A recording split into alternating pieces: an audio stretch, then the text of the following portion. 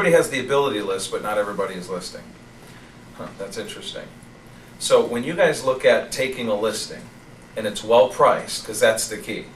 You know, there's a difference between putting a sign in the lawn and actually having a saleable listing. You guys know that, right? Mm-hmm. Anybody ever had a listing that you hated so much that it made you wish you could get back to working with buyers immediately, other than me? You know, I remember there was a top producer I met when I was new in the business, and I'd had 2 or 3 buyers that I'd worked with, and I was a listing agent right from the beginning. I listed 145 homes my first year real estate. You know, we had 71 closings that first year. I broke the records for Florida, you know, and so I was into the listing right off the bat, but I started working with some buyers that came off the signs or, you know, would find their way into the office. And I remember in the beginning, I hated buyers. Some of you guys might hate listings. I hated buyers. So I was talking to one of the top buyers agents in the country at a seminar. She goes, "Why do you hate buyers so much?" And I said, "Are you kidding me? Let me tell you about the buyers I've had."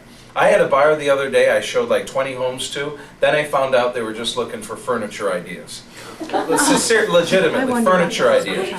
I said I had a buyer that I was real excited about. Turned out they didn't have any down payment for the property.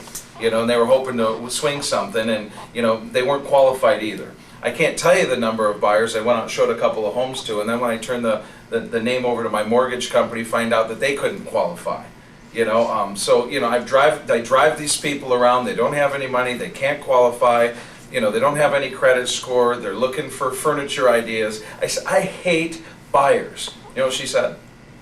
Well, those aren't buyers. Mm-hmm. And what do you mean? You know, they're in my back seat. I'm driving them around. They're buyers. She goes, well, just because somebody's in your car doesn't make them a buyer. You know, has anybody ever talked to you about pre-qualifying? Now, granted, I was like 21 years old. You know, but it's interesting because I always go back to that. Because I meet agents every day of the week that have that same idea about listings. So I don't like listings as much as I like buyers.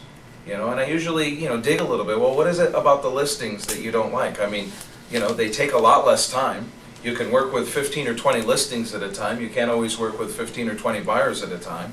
You know, you have the MLS working for you, so if you want to take a weekend off or take a vacation, you can still make money when you're gone because people are still showing your listings. You know, what don't you like about listings? And then I get the story like I got about buyers. Well, I have a seller that's just not reasonable. He doesn't want to hear it. You know, if he doesn't get his price, he's not going to sell. I have another one that calls me every couple of days. They want to know what I'm doing to get the home sold. They want to know when the next ad's going to come out, you know, if I'm going to do any open houses. Meanwhile, they won't reduce the price. I've got another one that could care less if it sells. I got a husband and a wife. The husband wants to sell, the wife doesn't, and they're fighting all the time about whether they're going to sell. I mean, and I said, well, wait, hold on a minute. So you have signs in the lawn, but you don't necessarily have listings.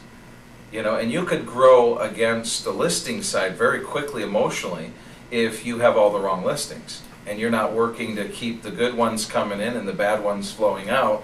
The same way, you know, the buyer's agents, you guys have to keep the good buyers coming in and the bad ones flowing out, or, you know, you can get bogged down on either side. So what I love about the listings, especially on the commission structure you guys have, is, you know, you sell 2 listings in the same amount of time it takes to get a buyer under contract. You've made more money dollar per hour. Now, I know what you guys think. You think, well, the commission's a little smaller with the listing. We get paid more if we work with a buyer. But it's not about the size of the commission check. It's about the number of hours that go into the transaction, right? I mean, ultimately, you guys are looking to make more money in the same amount of time or less time. So if you go list 2 or 3 properties, you know, that are selling while you're out in the field with 2 or 3 buyers, you know, you're maximizing your income, but the dollar per hour on the listing side is going to be even higher because you don't really have to do much once you've taken the listing if it's a quality listing. So I'm not sure if we need to be encouraging everybody to take more listings, but you know, the reality is you're going to run out of time with buyers. And some of you already are, because I've talked to you. You get enough qualified buyers going. I mean, you literally 3 or 4 transactions a month, and you're working 7 days a week.